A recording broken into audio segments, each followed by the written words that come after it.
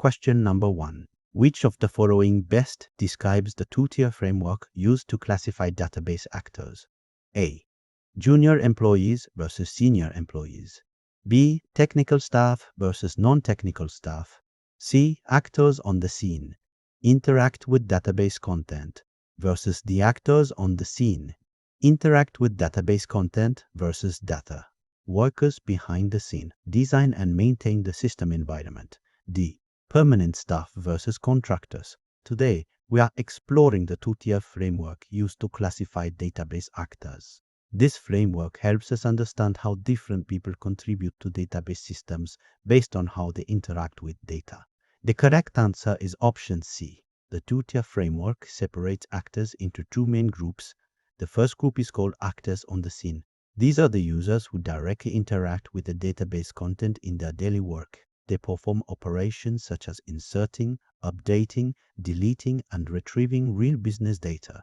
For example, in a retail company like a supermarket chain, a cashier updating sales transactions or an inventory clerk updating stock levels are actors on the scene. They depend on the database to perform their job tasks and actively manipulate business information. The second group is called workers behind the scenes. These are technical professionals who build, maintain, and support the database infrastructure. They design database architecture, develop database software, optimize performance, and ensure system security. However, they do not use the database for business decision-making or daily operational data entry. For example, database engineers and system administrators who maintain the database servers belong to this category. The key difference between these two groups is their relationship with data. Actors on the scene use the data to perform business operations. Workers behind the scenes support the system by creating and maintaining the environment where the database operates. This is why option C is the best answer. It correctly reflects the conceptual classification of database actors based on their interaction with database content rather than their job title, technical skills, or employment status. Question number 2. A DBA is asked to ensure that the payroll department can read employee salary records but cannot modify them. Which DBA responsibility does this task represent? A. Acquiring resources. B. Troubleshooting. C. Authorizing access and granting appropriate permissions. D. Coordinating database design. Question number 2. A DBA is asked to ensure that the payroll department can read employee salary records but cannot modify them. The correct answer is option C, authorizing access and granting appropriate permissions. This task is about controlling who can access data and what actions they are allowed to perform inside the database. The payroll department needs permission to view salary records. They must not be allowed to change, update, or delete those records.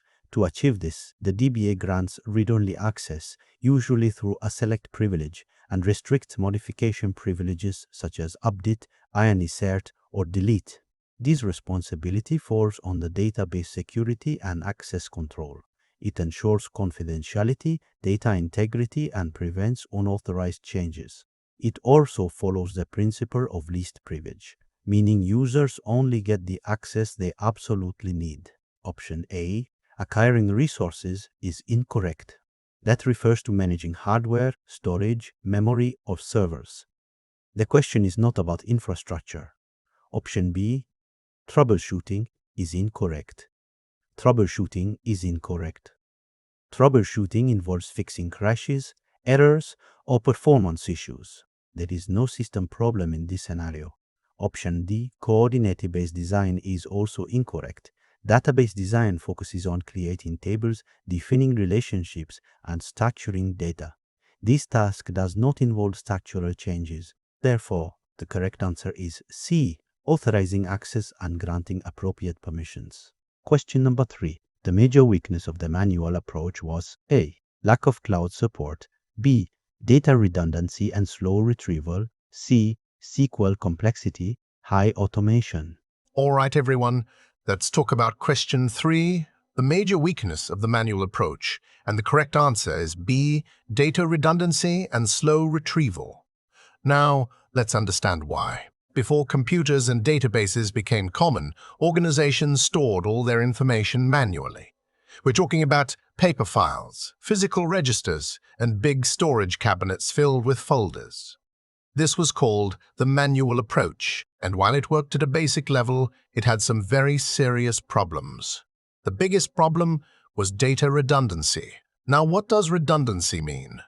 It simply means storing the same data again and again in different places unnecessarily. Imagine a hospital writing a patient's name, age, and address in the admission file, then writing the exact same information again in the billing file and once more in the doctor's record.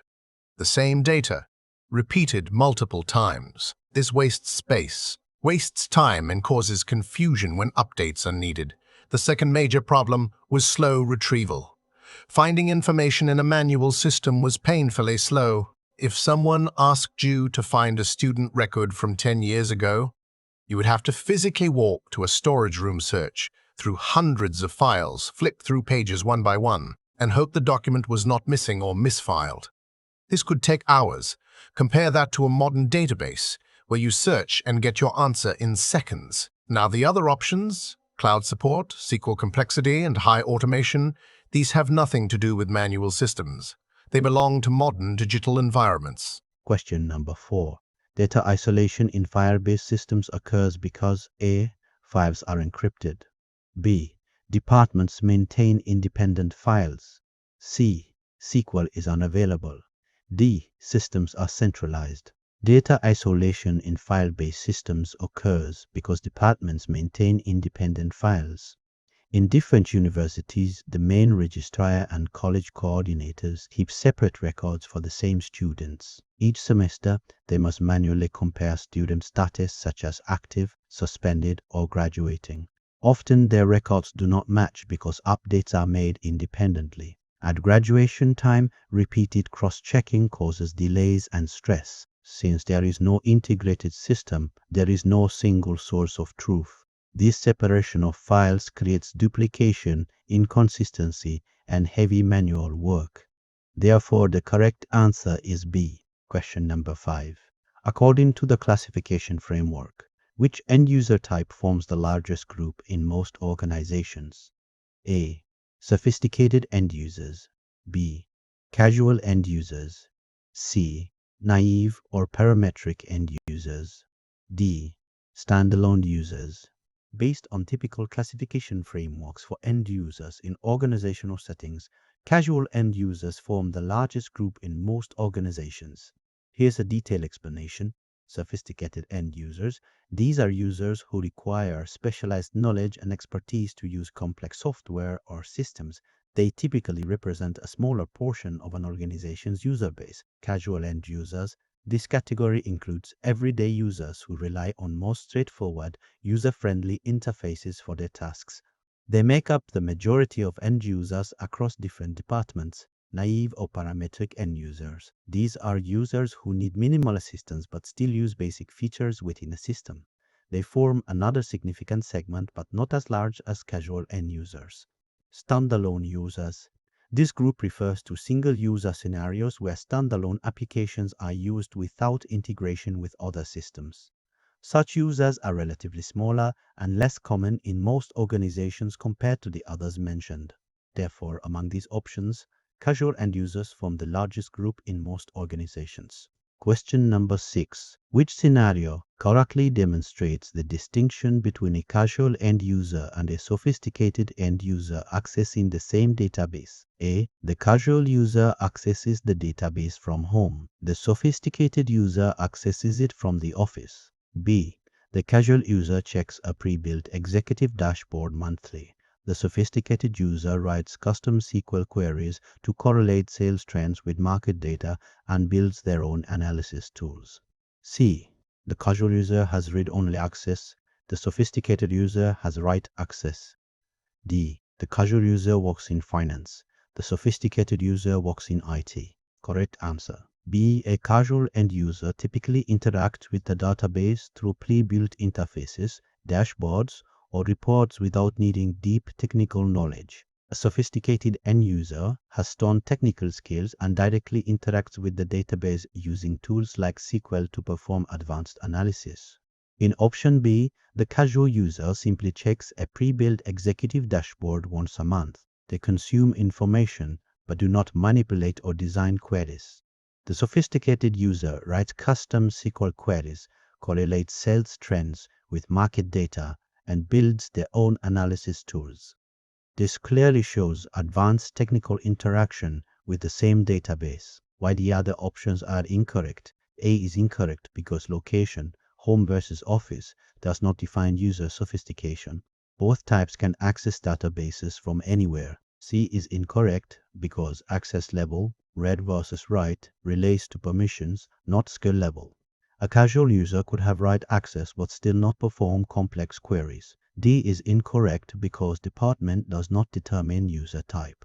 A finance employee could be sophisticated and an IT employee could be casual, depending on how they use the database. Therefore, option B correctly distinguishes between usage behavior and technical capability. Question number 7. Which characteristic best defines the manual approach pre-1960s? A. Centralized digital storage. B. Paper-based records managed entirely by humans. C. Cloud-based storage. D. Automated validation rules. The correct answer is B. The manual approach relied completely on physical documents such as paper forms, ledgers, and filing cabinets.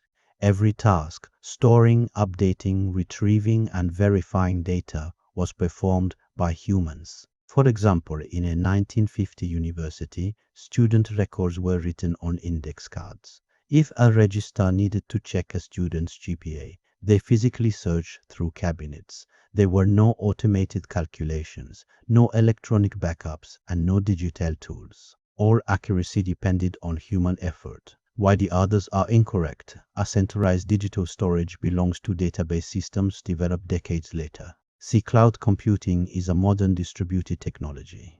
D. Automated validation rules are features of database management systems, DBMS.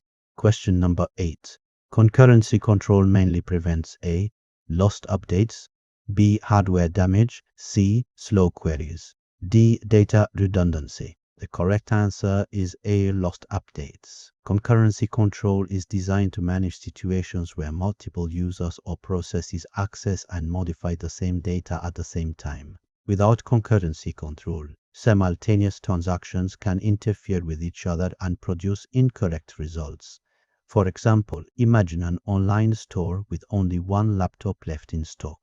Two customers attempt to purchase it at the same time. Without concurrency control, both transactions might read the stock value as 1 and both complete the purchase. This results in overselling the product. Concurrency control mechanisms such as lock-in or timestamp ordering ensure that once one transaction begins updating the stock, the other must wait.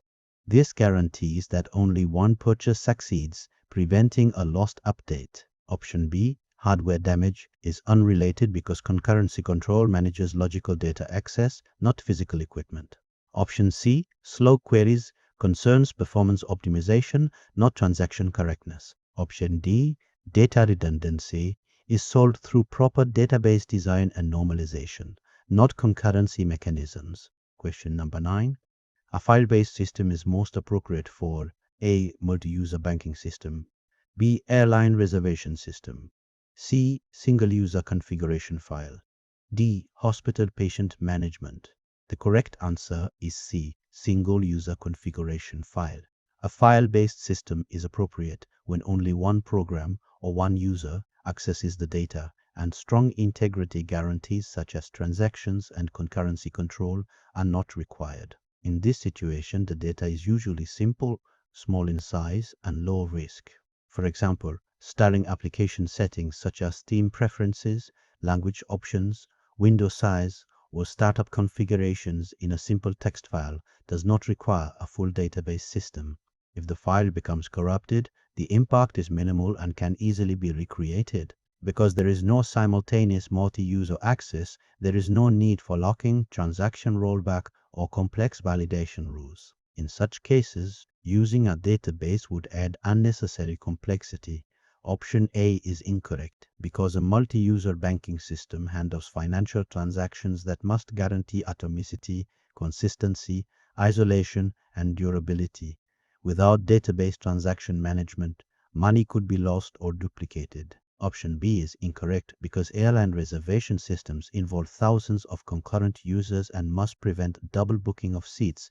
This requires concurrency control and transaction support that file systems cannot reliably provide. Option D is incorrect because hospital patient management systems store critical medical data. Any inconsistency or data loss could endanger patient safety. Such systems require strong integrity constraints and reliable database mechanisms.